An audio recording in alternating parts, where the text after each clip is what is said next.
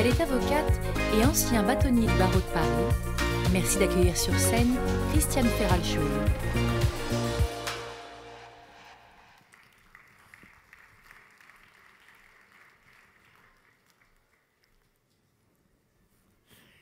Bonjour à tous. Nous allons parler éthique. Et pour cela, je vais vous proposer de visiter avec moi une nouvelle ville, la ville Futura. Mon héroïne s'appelle Adélaïde. Elle vient tout juste d'emménager dans la ville de Futura, la Smart City Futura. À peine installée, Adélaïde s'empresse de prendre son smartphone. Elle veut absolument en terminer rapidement avec les tâches administratives. Et elle se réjouit d'avance. Terminer les longues heures d'attente, terminer les allers-retours incessants à la mairie, terminer l'horreur de ces attentes administratives que nous connaissons.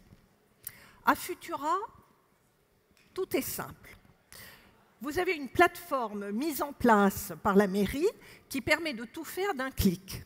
Formidable. D'ailleurs, la plateforme a un nom, elle s'appelle Néo, et cette plateforme a remplacé tous les agents administratifs de la ville. C'est simple. Adélaïde a pu mettre à jour la puce sous-cutanée RFID qu'elle a avec tous les éléments d'identité la concernant. Elle a pu également faire toutes les formalités liées à son mariage. Un simple clic.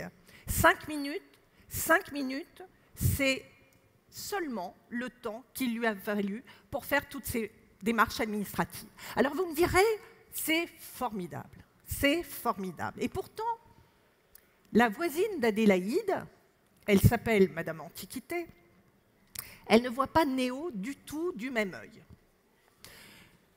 D'abord, elle est retraitée et elle avait pour habitude, certes ça lui prenait 4 heures, mais elle avait l'habitude de rencontrer des hommes et des femmes à la mairie.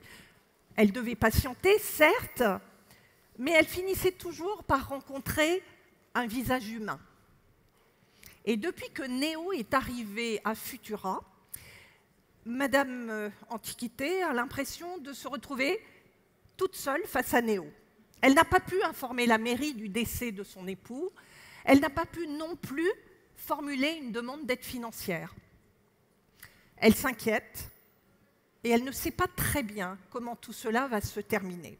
Alors vous l'avez compris, Futura s'organise bien sûr sur un modèle de dématérialisation complète des services publics. Et ça, c'est formidable, c'est beaucoup d'avantages. Et pour Adélaïde, ce modèle est absolument parfait, il correspond à ce qu'elle attend. Cela lui permet d'avoir une gestion efficace, de gagner du temps et surtout de réaliser des économies substantielles pour la ville. Mais est-ce qu'elle se rend compte des problèmes qu'a Madame Antiquité? Est-ce qu'elle voit que cette personne âgée n'a pas accès à ses droits? Est-ce qu'elle comprend que cette personne n'est pas en mesure, n'a pas les moyens de réaliser les démarches qu'elle voudrait faire? Et est-ce qu'elle a compris que Madame Antiquité est en train de s'inscrire dans la liste des exclus de la ville Futura? Et si Madame Antiquité avait pu être accompagnée, ne serait-ce pour savoir comment utiliser ces outils technologiques, alors peut-être qu'elle aurait pu ne pas être exclue. Je vous propose de poursuivre ce voyage avec Adélaïde. Elle décide de se promener dans cette ville. Et cette ville, elle est belle. Elle est belle parce qu'il y a de super arbres de Futura qui sont déployés. Ils peuvent capter, ils peuvent distribuer l'énergie des rayons solaires. Esthétiquement, ces installations sont formidables. Elles procurent un bien-être absolument remarquable aux habitants. D'ailleurs, on le dit, le taux de stress a diminué de 53% en 2 ans. Mais le génie de cette invention, elle se trouve dans les petites fleurs qui sont dans les arbres. Et ces petites fleurs qui sont équipées de caméras intégrées, Elles permettent de visualiser 24 heures sur 24 le comportement de tous les habitants de Futura. Il paraît que c'est très différent de la vidéosurveillance. D'ailleurs, on ne parle plus de vidéosurveillance, on parle de vidéoprotection.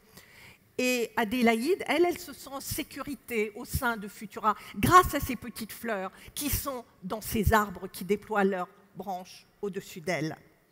Et après les multiples cyberattaques des anti-Futura, il faut bien accepter que tous les gestes, que tous les faits des citoyens soient bien identifiés, soient bien surveillés.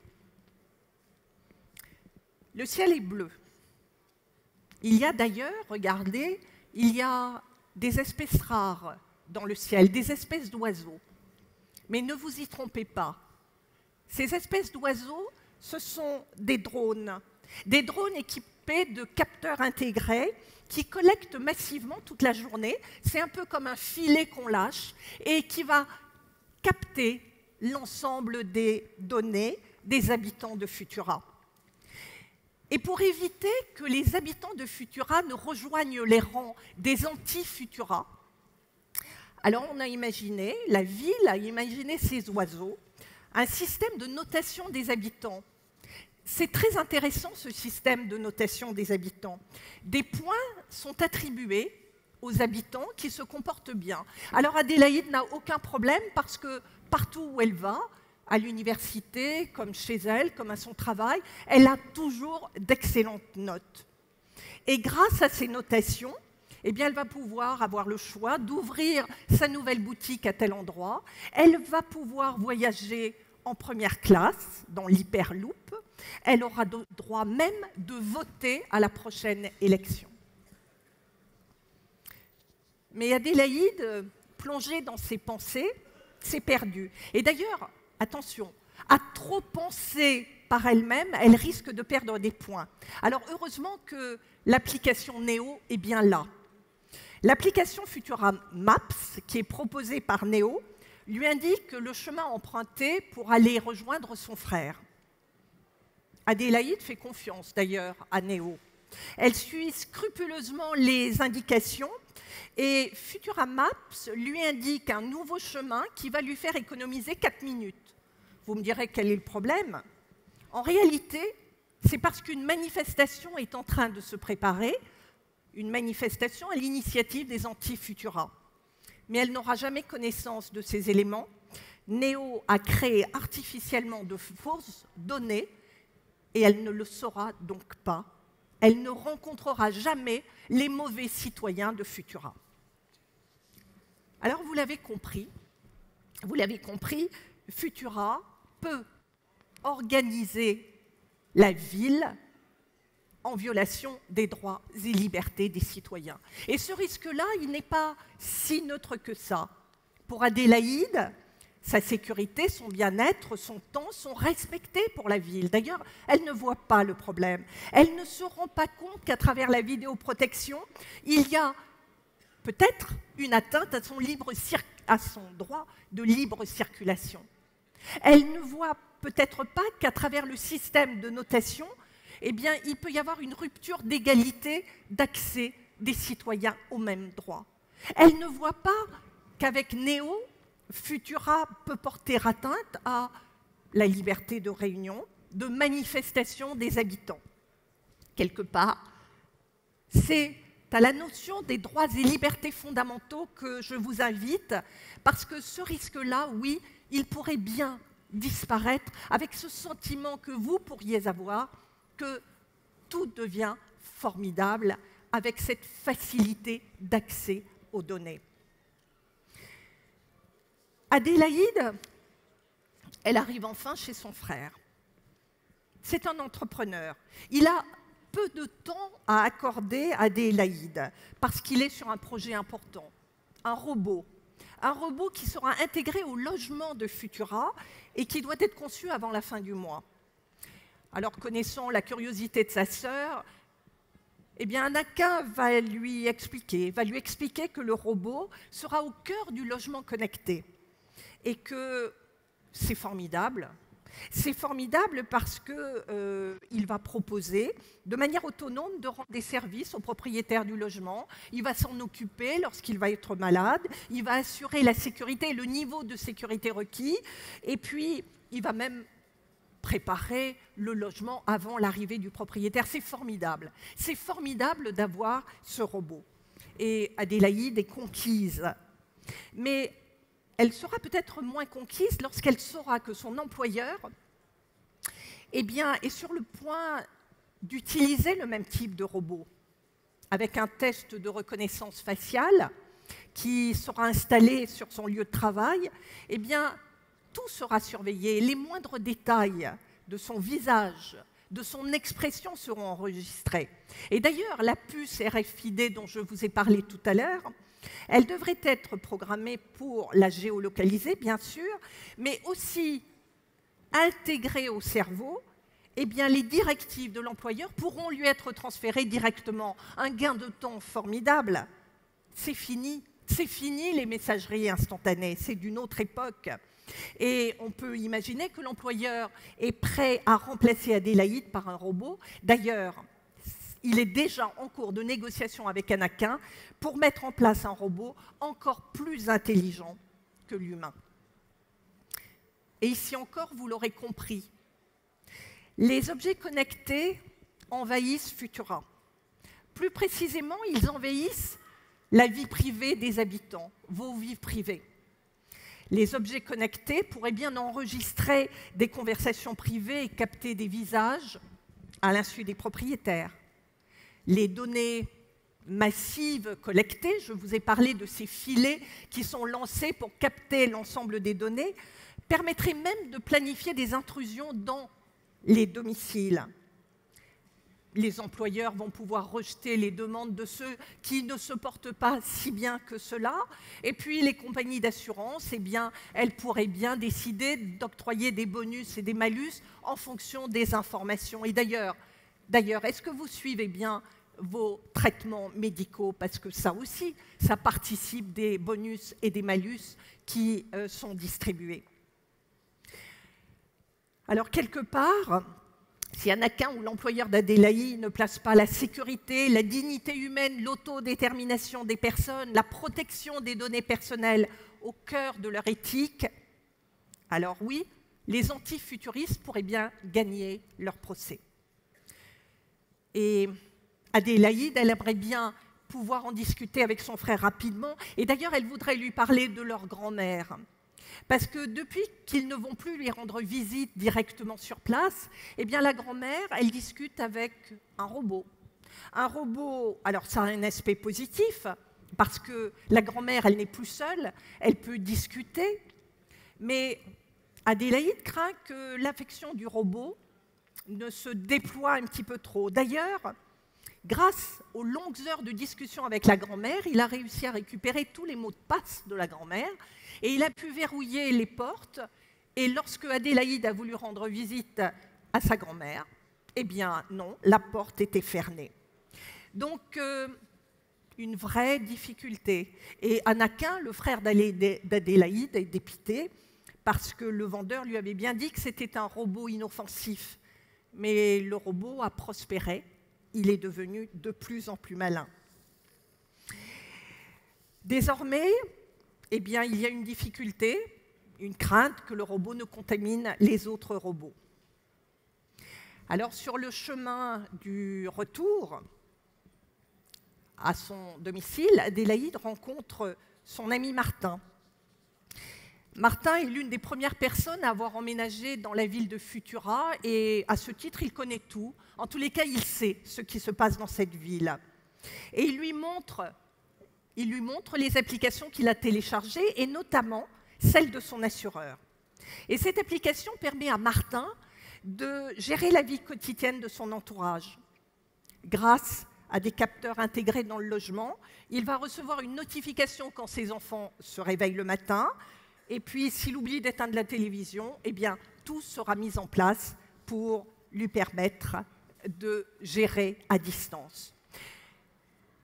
Alors, il est satisfait, pourtant Pourtant, cette application, elle constitue une intrusion importante dans la vie quotidienne de ses proches.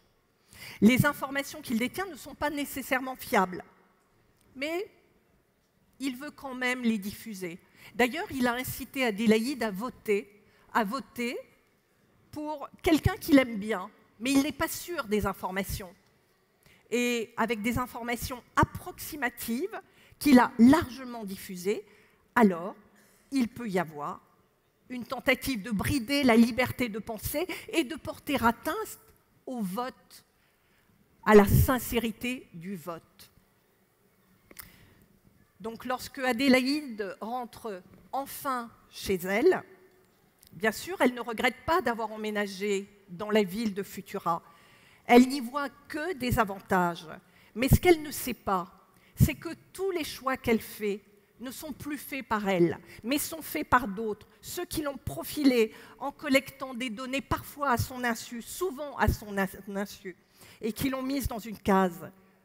Qu'elle est progressivement enfermée dans un mode de pensée, dans un mode d'action. Qu'une personne mal intentionnée a usurpé son identité et mène une double vie dans un pays voisin.